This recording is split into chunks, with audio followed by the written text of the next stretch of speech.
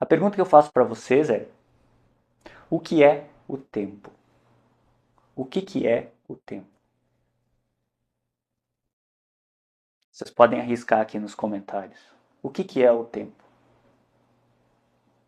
Vamos tentar responder essa pergunta.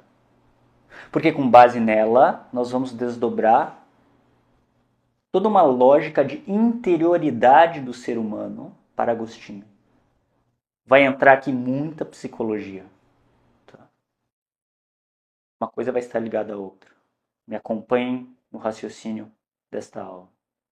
Mas vamos começar por essa pergunta. O que é o tempo? Alguns vão nos dizer, professor, o tempo é aquilo que a gente mede com o relógio. Então tem o calendário, tem o cronômetro, né? Ó, vou marcar 20 segundos. 1, 2, 3, 4, 5, 6, 7, 8, 9. Isso é o tempo. Tá vendo?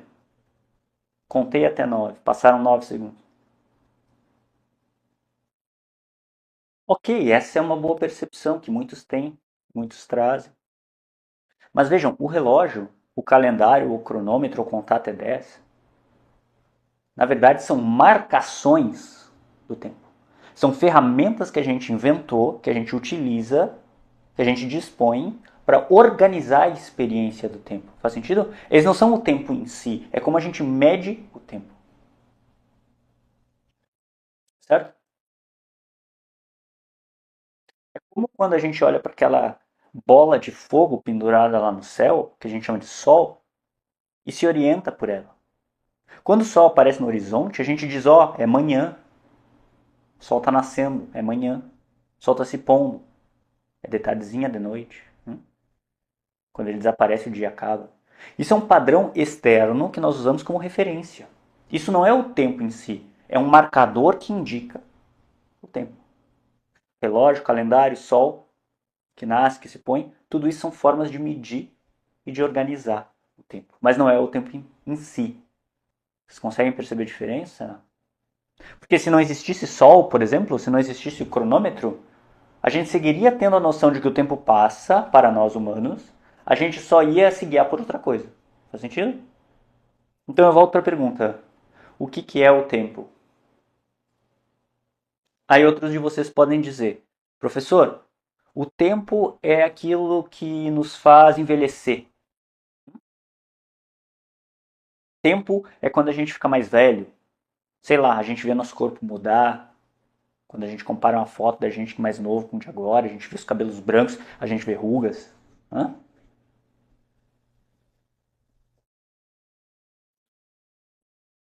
Ok, essa é uma resposta interessante, mas eu odeio ser estraga prazeres, mas o ficar mais velho, por exemplo, como aparece no nosso corpo, nas coisas ao nosso redor, em nós ou nos outros, isso descreve os efeitos do tempo, não o tempo.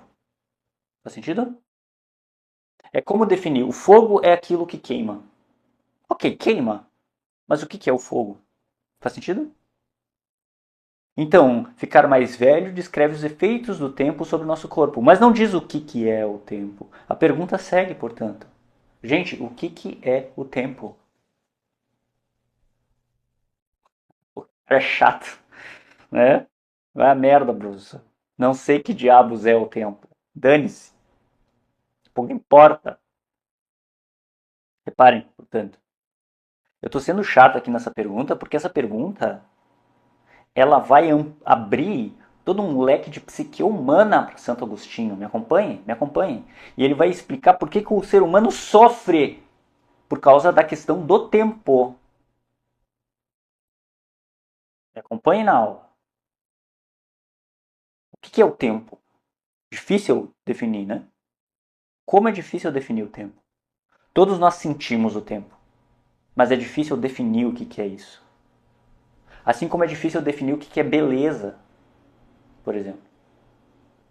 Agostinho, em Confissões, ele diz, abre aspas, o que é o tempo? Se ninguém me perguntar, eu sei o que é. Agora, se eu tiver que explicar o que é o tempo a quem me pergunta, eu já não sei. Legal essa frase, né? Ou seja, todos nós sentimos o que é, todos nós vivemos o tempo, no nosso íntimo. Mas se alguém pergunta o que é o tempo, aí já é difícil explicar.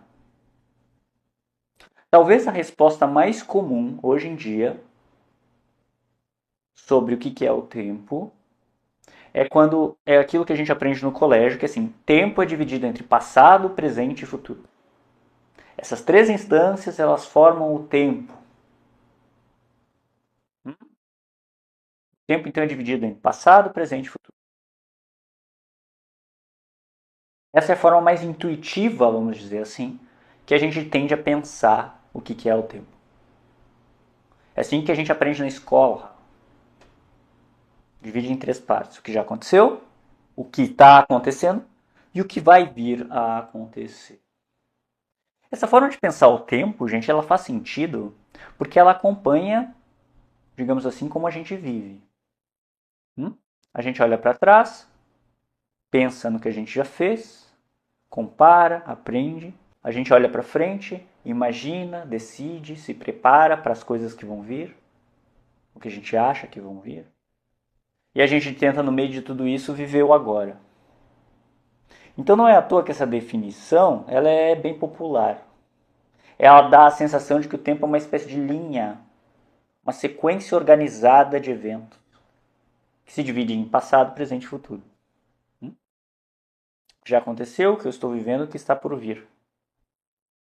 E parece que nós estamos andando por essa linha. A vida tem uma sequência cronológica, portanto. Dia após dia. Ela segue um roteiro, uma coisa mais ou menos previsível. Não é assim que a gente pensa o tempo e a nossa vida e organiza a psique humana?